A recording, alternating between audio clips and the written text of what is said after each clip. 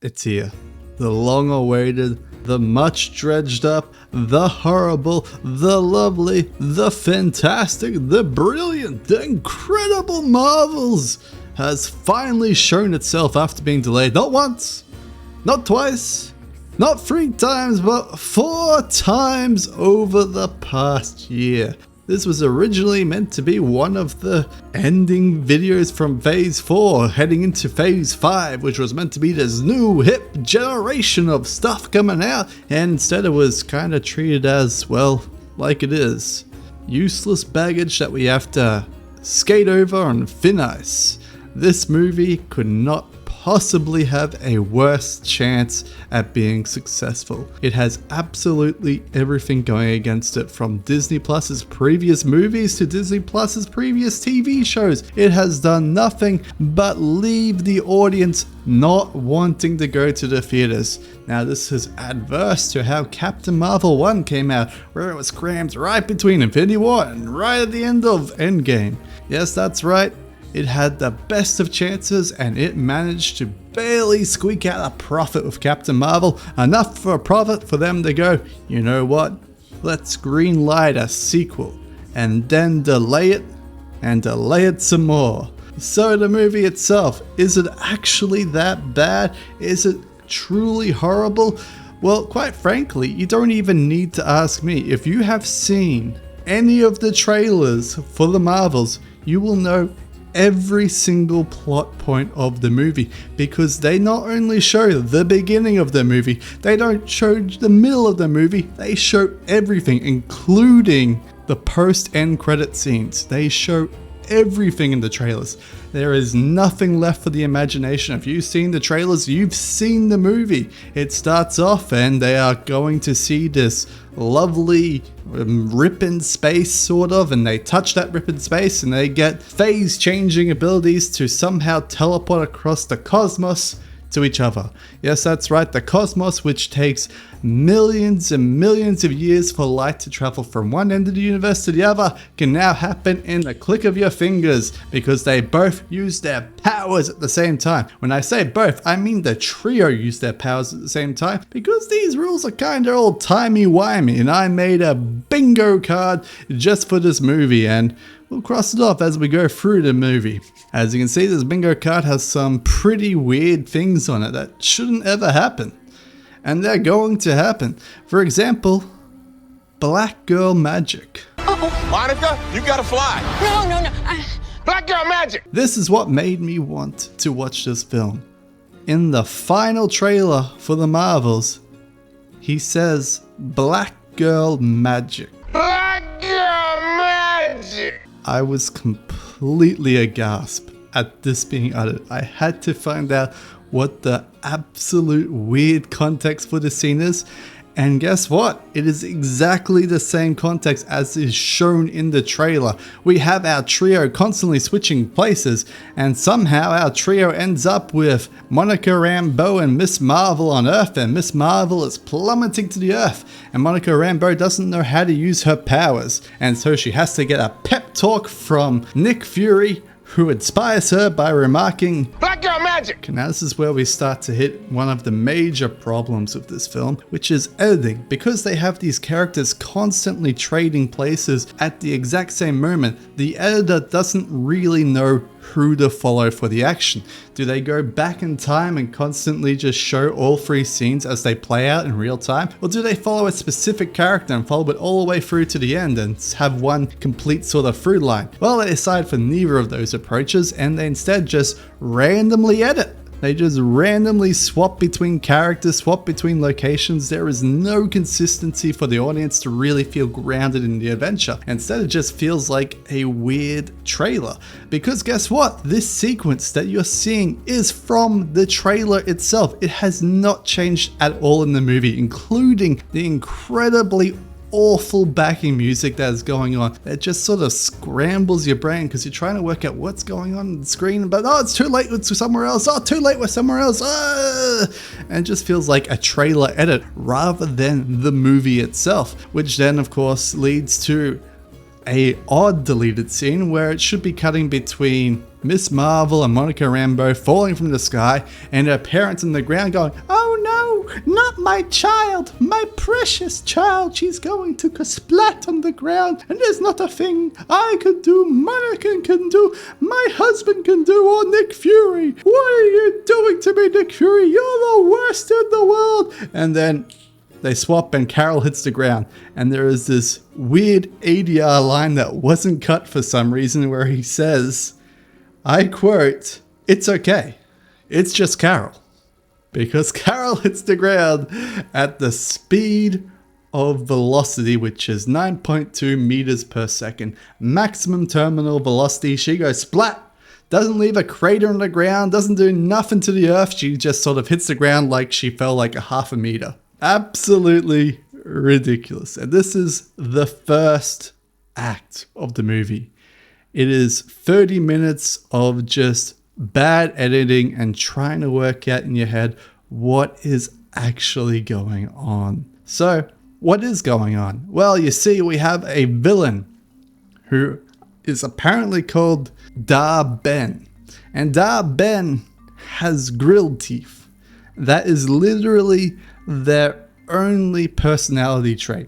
They are angry because of a very good reason that will get brought up later in the film, but she just doesn't really have any personality other than hating Captain Marvel.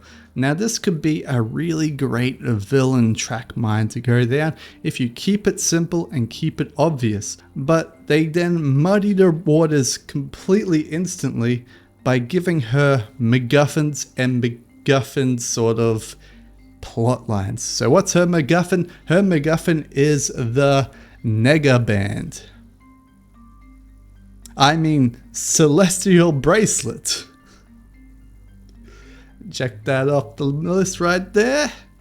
Alright, moving back on with the film. And with this Celestial Bracelet, she has the ability to open wormholes, much like the ships traveling through the galaxy open wormholes. And all those wormholes that were created to go around the galaxy, well, there's only a set amount of them, and they were created by using the dual celestial bracelets. And if we have any more wormholes, the world's going to collapse. Yes, this is exactly how it is described in the film. I am not making any of this up. If we have any more wormholes, we're going to open a hole into the panderverse. It is very ironic that in this film they are pushing another multiverse in a kinda condensed multiverse MacGuffin world that we currently have ourselves with MCU. We have the Doctor Strange multiverse from the first Doctor Strange movie. We have the Doctor Strange multiverse from the second multiverse movie. And we have the Spider-Verse multiverse movie, which is an entirely different Spider-Verse. We then have Loki's time travel, which is different to the Avengers going through the Ant-Man time travel. So we have a total of 5 different multiverses all within the same multiverse.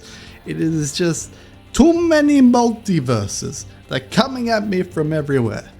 Who do I stop? Where do I go? What am I doing? What are the stakes? Why do I even care? Cotton Eye Joe. For the next 30 minutes we have what can ostensibly be called absolutely nothing. It is complete filler. Every single thing that was happening in this film just completely grinds to a halt. But before it grinds to the halt, we have to find out who the villain is actually about. And the villain, Da-Ben, is a Kree. And apparently the Kree had a civil war after the events of Captain Marvel 1, which feels like there was a Captain Marvel 2 movie that we completely missed, where we see Captain Marvel trying to fight in this Kree civil war for one side or another to try and fix what she did after breaking the AI consciousness or whatever happened in the end of Captain Marvel 1. But she failed miserably, and now the Kree homeworld is completely in tatters. It has no air, no water, and no sun. I don't know how a civil war led to this, especially during the time of the blip. I don't know. The Celestial doesn't get mentioned, by the way. I'm just going to put that here so you don't worry about that on the bingo card thinking that'll get mentioned later. It doesn't. Pulling the band-aid off right here. And so, of course, she decides that she will find a celestial bracelet in order to create wormholes to steal air from a different planet, to steal water from a different planet, and to steal a sun from a different planet. And that is our main goal for our villain of the show. And our villain starts with air by stealing air from a random Skrull world who we have never been introduced to before. And why the hell aren't the Skrulls from Earth living in this Skrull world? Was Secret Invasion meant to take place after the Marvels? I think it was, because there is a very little reference to what the fuck was happening in Secret Invasion. Literally no mention of Secret Invasion in the Marvels, which makes me think that Secret Invasion is meant to take place after the Marvels, because we don't really see much Scree to do going on. I don't know, it's weird. Anyway, this Ben decides she's going to steal the atmosphere, and she creates a portal from this planet to another planet, and the atmosphere starts getting sucked out and laws of physics are being completely ignored. Well, not quite yet, because quite frankly, if we think about the laws of physics, well, let's think about weather physics. We have a high system where there's lots of particles, and we have a low system where there's very few particles. And what we do is we poke a hole between these two systems. All of the particles from the high system will go flowing straight towards the low system, filling the low system up until they are both equal amount of atmosphere in both systems. So technically, both planets should survive this atmosphere stealing sort of situation. Of course, this is Disney Marvel we're talking about. They don't actually give a shit about physics, so all the atmosphere is being sucked away and the planet is now inhabitable and is being, well, destroyed around them. And the Skrulls have to escape. And some of them escape, some of them don't. Quite frankly, I think very few Skrull escaped. It's like the ending of The Last Jedi, where there's like 20 people on the Millennium Falcon and they're all celebrating like it's a victory. Nah, this entire race just got genocided on screen. But we're not going to dwell on that because Tessa Thompson is here. Tessa Thompson, everyone. This is our first cameo of the day. Get out your keys. Jingle, jangle, jangle, jingle. And she is going to bifrost all of these Skrulls back to Earth. Why? Because. So we have about 10 to 20 minutes of our character sort of meandering around Brie Larson's ship, Captain Marvel's ship, and she confesses her name as Carol Danvers and that she has a connection with Monica Rambeau, and Miss Marvel simps a bunch over Captain Marvel. It gets kind of embarrassing. Mind you, it was already embarrassing in the Miss Marvel's TV show that she was simping over a character that is barely seen on Earth. Like on Earth, Captain Marvel is seen like a total of twice. Unless there is a second Captain Marvel's movie where she does a lot more on Earth. I don't know. It never got made. There's definitely a movie missing here. A movie with Carol Danvers doing a lot of Earthbound activity, doing a lot of Skrull and Kree-bound activities, being a mediator for everyone, you know, sort of boosting her numbers. No, we're cutting that movie. We don't want that. We're going straight to the Marvels, the third movie in the series. Okay, if you say so. So, after dicking around for about 10-15 minutes talking about their backstories and their past, well, we find out that Carol Danvers is meant to be looking after Bruce for Monica Rambeau's mother as she was dying from cancer during the blip. And this is why Monica Rambeau missed seeing her mother's death, and she's kind of upset about it, and she blames Captain Marvel partially for what happened, even though she knows deep down that it wasn't Captain Marvel's fault at all. It's just sort of how the situation is. But what she's more upset about is that Captain Marvel didn't come and hang out with her when she was a kid. She just sort of disappeared from her life, like, you know, an estranged father left her.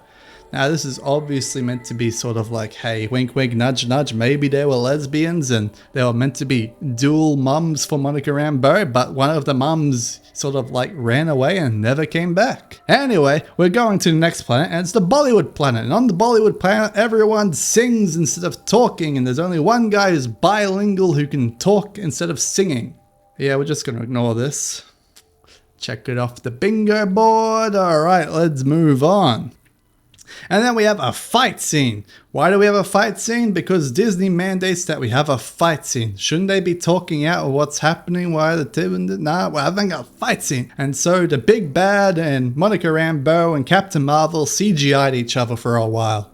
For about 15 minutes they CGI'd each other, and then they sort of get bored and the Captain Marvel team loses because they have to lose because they can no longer be Mary Sue's. They have to be fallible, have flaws, and lose.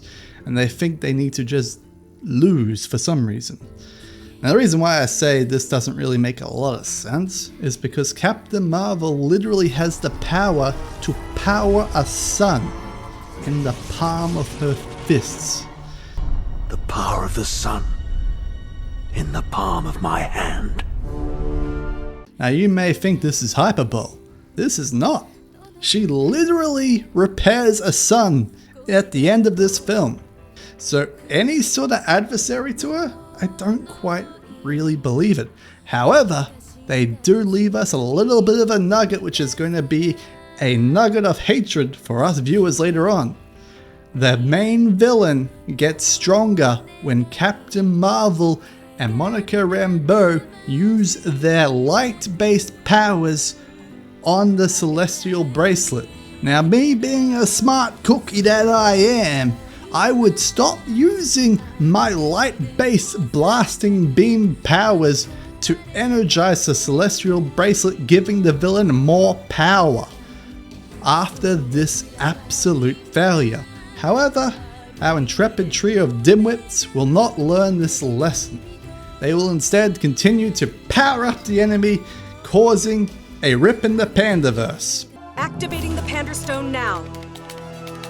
Whoa! Space-time portal is manifesting. Panderverse quantum fields are aligned. Yeah, that sounds like typical multiverse gobbledygook. Now I'm getting ahead of myself. We need to have the down moment of the film. Everyone needs to get somber and sad. How are we getting somber and sad? Well, the water is being sucked away from the Bollywood planet, and we're not even going to save any of the Bollywood people because we don't actually care about them, because we don't care about Pakistani Indians.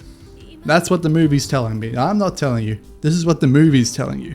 They did not save a single person on this planet. They just let it be destroyed.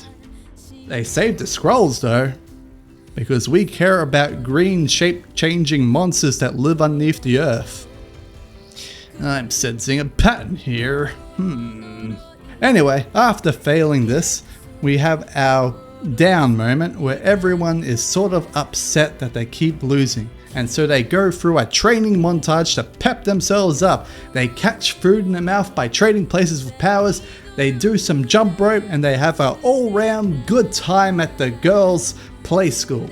How this makes them stronger or more capable in the next fight will definitely not be seen. It doesn't work whatsoever. Anyway, so we head on to the next scene. The next scene is, well, the Saber Station is cracking apart. It's getting destroyed. They need to escape urgently. Oh no! Why? How?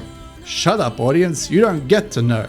You're just going to get a vague sense it's because of all these portals going on. It's creating this dangerous situation on the space station. So how are people going to escape this dangerous situation on the space station, you might be asking? Well, you see, when we were doing some switchy swatchies back at the beginning of the movie, Groose got somehow left on Earth and was left in the care of Nick Fury. And Nick Fury is just such a dum-dum, he doesn't notice that Groose is pregnant and leaves evil alien monster eggs all over Saber's ship. These eggs then hatch into space kittens. They don't have enough escape pods to get everyone out of the space station. The space kittens eat everyone because they weigh less than humans. They then cram these space kittens into escape pods and blast them towards the Earth with absolute disregard. Yep, this doesn't need to be in the film. Absolutely. I've had enough of these motherfucking cats on this motherfucking space station. That's what we're going for, right? Snakes on a plane? That's the reference, right? Cats on a space station? The sequel? You know, cats absolutely hate snakes, so if you put a cucumber next to your cat and they don't notice it's there, when they see the cucumber, they'll think it's a snake and get freaked the fuck out and do a huge jump. It's hilarious. Don't do it. It's pet, abuse and all that shit. Don't do that. But watch some YouTubes of it. It's hilarious. Anyway, they're all saved, and we now have to deal with our villain. Now, this is the final act of the film. Everything needs to crescendo and come together and be a perfect majesty of a cinematic experience, and everything has to make sense and be logical and perfect. Yeah, this is the MCU we're talking about. We don't do that here. We just sort of, wing it. And so they travel exactly 2 feet that way, and they somehow end up on the enemy mothership. Why? How? Shut up. And on this enemy mothership, who is going to be there? None other than Da Ben and his not his, I'm sorry. This character has been gender bent and race bent. It's her now, and her legion of henchmen. How will the Marvels ever beat this legion? Oh wait, the henchmen aren't here. Where'd they go? Did they go on vacation? Hello? Hello? Anyone here? Here. Guess not. Oh right, the Marvels will have to be Da Ben, and it's gonna be this epic duel where they have to use their powers and synchronization and dancing and combinations with everything they learnt throughout their journey, because they learnt how to dance on the Bollywood planet. They did some hopscotching between the Bollywood planet and Earth, and they understand exactly what they need to do to win. Right? You're wrong. They just win. How? By hitting the spaceship, and a rock falls down and happens to land on Da Ben. Come again for Big Fudge? That's right, a rock in this spaceship falls down and lands on Da Ben. You heard me correctly. And she's not able to lift this rock. She just doesn't have any sort of superpowers anymore after everything. Maybe she expended her powers. Nah, she just can't get up. She's a bit tired, She's exhausted from her mission of stealing atmosphere, stealing water, casual villain things. Alright, so that's the end of the movie, right? Wrong! How dare you think we'd have such a lackluster ending at MCU? We still have to open a rip to the panderverse. So how are we going to do this? Well, we're going to have Monica Rambeau read the script, and the script says Carol Danvers can restart a sun. So Carol Danvers should restart the sun. Okay. That's what it says in the script. We have to follow it. I mean, it's on the script, guys. It's on the script. It has to happen. She has to become All-Star Superman. Otherwise, how will we know that women can do anything that men can do, okay? God. Women can do it better. Alright. Anyway, moving on. We have to next have the problem of, well, we've solved this problem. We're going to restart the sun for the Kree homeworld. We can just lift this rock off this villain, not secure the villain whatsoever. Nothing bad will... Oh shit, the villain took control of the situation and then captured Miss Marvel. Oh no. Oh, she's stolen the celestial bracelet from Miss Marvel. Oh no, she's unstoppable. She's slowly floating away. She's going to steal the sun's powers. Captain Marvel, don't shoot her with light powers. It only makes her stronger. Oh no, she shot her with light powers. Now she's even stronger. Oh no, the panderverse is opening. Oh no. Oh, the villain's dead. And we have the celestial bracelets back. Wow! But the panderverse is still open. Oh no, not the panderverse! It could let anything onto our dimension, and we wouldn't want that. Monica Rambeau reads the script again and says, I can close the panderverse gateway. All you have to do is cover me with your powers that will turn me into a white beacon. Cover me with your white power so that I may use my black girl magic to close the panderverse rift. That's what it says in the script, guys. I'm not making this up. It's on the script. We have to do this. Honestly. So what they do is Miss Marvel shoots her celestial bracelet powers at Monica Rambeau, and Captain Marvel shoots her light powers at Monica Rambeau, and she becomes a bright beacon of white justice. But not white justice, black white justice. And she flies into the rift and starts closing it. Oh no, Monica, you're gonna get trapped in the rift. No. Hey look, it's the scene from the trailer where she's all upset. Wow, this whole movie was in the trailer. Every single scene. Surely the post-end credit scenes won't be in the trailer. No, that would be silly. Anyway, so Miss Marvel heads back to Earth and she's real upset because Monica got trapped in the panderverse and her best friend Captain Marvel's went to reset a sun and she surely won't be able to come back from that. I mean, All-Star Superman couldn't even come back from that. That would be a super powerful being, you know, stronger than Superman to restart a sun. And surely it would take, you know, years, maybe centuries, you know, and then she can like come back and like be this like crazy new character with a new face and a new actress to, you know, keep the Captain Marvel character going. Oh no, she's already finished. She fixed the sun, everyone. Everyone clap. She did it. Yay, Captain Marvel. She fixed the sun. We no longer hate everyone now. We, the Kree Empire. Yay. So Captain Marvel and Miss Marvel and her family now live in Louisiana, where Monica Rambeau's mother used to live. I'm not sure if this is meant to be important or if it's just sort of wrapping things up. I'm going for the latter. And then Miss Marvel heads to New York and meets up with Haley Steinfeld. I mean, Hawkeye Jr. I honestly, I do not know what this character's name is actually called at all. I want to say Kate Bishop. That's her name. Anyway, she says, I want to make some sort of young Avengers. You know, in the exact same way that Nick Fury did it to Iron Man at the end of the Hulk movie. Do you guys remember the MCU? Do you guys remember Iron Man? Do you guys remember the Avengers? Well, now we got the young Avengers. Everyone loves Gen Z Avengers, right? We're hip, we're cool, we're TikTok generation. And the movie ends. But not before a final pandering. We have to head to the X-Men universe and we find Monica Rambeau waking up and meeting her mother.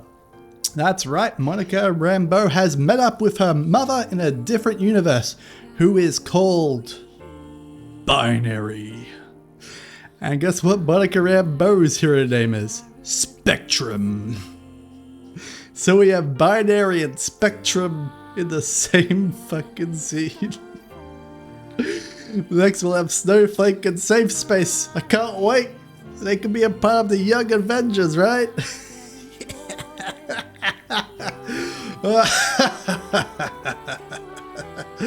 And I guess Kelsey Grammer as the Beast is here. And they went like hinting at, hey, maybe Deadpool's in this universe. Wink, wink, nudge, nudge, Deadpool 3. It's gonna all tie together, right? I don't care. I don't think anyone cares. Look at the projected box office as of me recording this video. And then in about a few days, even though this video is already out, you're gonna see the real box office and you're gonna be like, wow, Disney Marvel really spent $800 million on this? And they're gonna get like 150 million back on the back end? So that's like $650 million of a loss? $500 million of loss for this? Hey Disney, next time you want to spend $500,000 on crap, why don't you just, you know, buy fertilizer and start farming in the Midwest. Those farmers are needing your money. They need your help to survive. They are currently having the worst cost of living crisis in all of history, which is going to cause many more farms to close down, which means many more farms are going to be bought up by Bill Gates, Bezos, and various other people until we no longer have control of our own food supply, and it will only be controlled by these absolute crazy people who only care about tech. And you know what tech people care about? Disrupting. And you know the one thing I don't want disrupted is the food chain. I kinda need food to live. I don't know about you guys. So let's not make another Marvels. Let's not make another Captain Marvel. Let's just stop making MCU films altogether. You just had an actor strike for 6 months almost now. How about we just stop for like 3 years, you know? So the strike ended, right? And then come back with a brand new set of characters, brand new set of heroes, and just sort of forget this whole thing ever happened. We could start again with, I don't know, a Spider-Man movie, a Blade movie, an X-Men movie, you know, work our way up to Iron Man, Thor, Loki, you know, reset.